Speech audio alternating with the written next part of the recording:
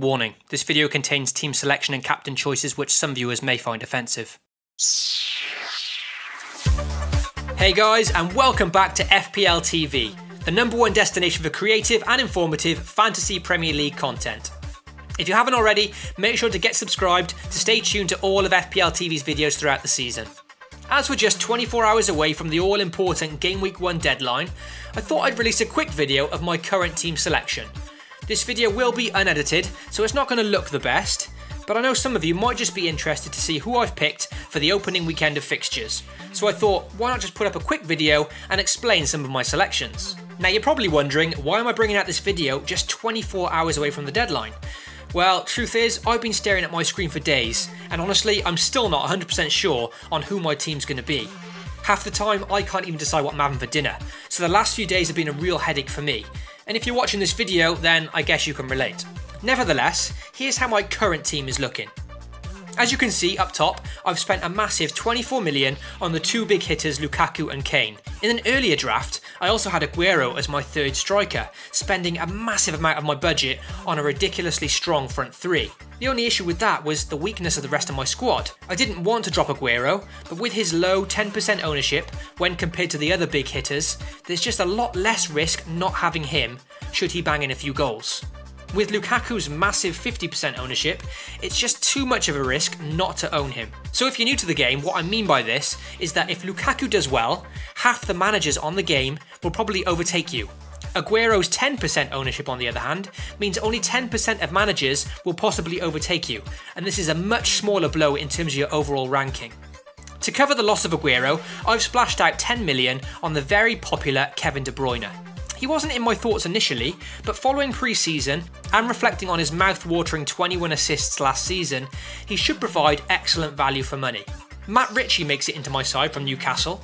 There's a lot of good players out there at 6 million value, but Ritchie is a very important player for Newcastle, and they do have a nice set of opening fixtures.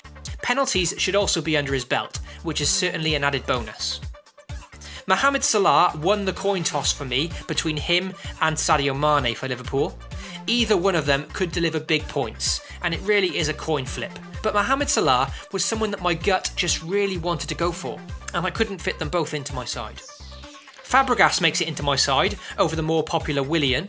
This for me was another complete coin flip, both valued at 7 million, so I've been switching between the two for days. At the moment, my head's just saying with the absence of Hazard and the departing Matic, Chelsea are really going to be relying on Fabregas to be that creative spark for them, and he is an assist machine. I've forked out the 7 million for Marcos Alonso in defence, which has certainly burned a hole in my wallet, but with an opening fixture against Burnley and Alonso essentially being a midfielder, he'll hopefully be worth the outlay. And I just can't seem to get away from having him in my team. Sead Kolasinac, the new signing for Arsenal, makes it in for an expensive 6 million, but his goal in the Community Shield tipped my choice over the edge, and he has shown excellent attacking ability throughout Arsenal's pre-season. West Brom's new defensive signing Hegazi offers a nice cheap 4.5 million weight into the defence. I'm not overly happy with having him, and I doubt he'll be a long-term option for me, but West Brom's fixtures simply look too good to pass on at the moment. The same goes for my goalkeeper Foster, who at 4.5 million was the best I could afford really. In a perfect world, I'd much rather have a better option, but with his opening fixtures, he could still provide some points. Tammy Abraham is my 5.5 million enabler up front. For anyone who's new to the game, an enabler is a cheap option which enables you to spend money elsewhere. Abraham is still shown to be an injury concern, so I'm still keeping an eye on that, but at 5.5 million, he's an excellent option at that price, and I'm confident he'll play this weekend. And with him in my point predictor, I've got good feelings about him. My captaincy armband goes to the Belgian Romelu Lukaku.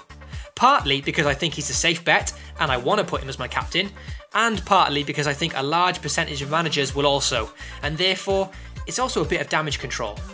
Notable exceptions from my side would have to be Manchester United's defensive coverage, as I do think they could keep a few clean sheets in the opening weeks, so Valencia could be a good shout, Bailly could be a good shout, and even De Gea in goal, which I'd love to have. And another notable exception who I really wanted in my side was Man City's Danilo, who looks an exciting prospect from defence, certainly whilst Benjamin Mendy is out injured. So for now, that's how my team's looking, guys.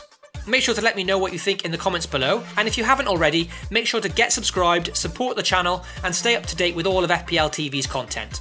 If you do want to be updated on any of my team changes, then be sure to come and say hello on Twitter at FPLTV.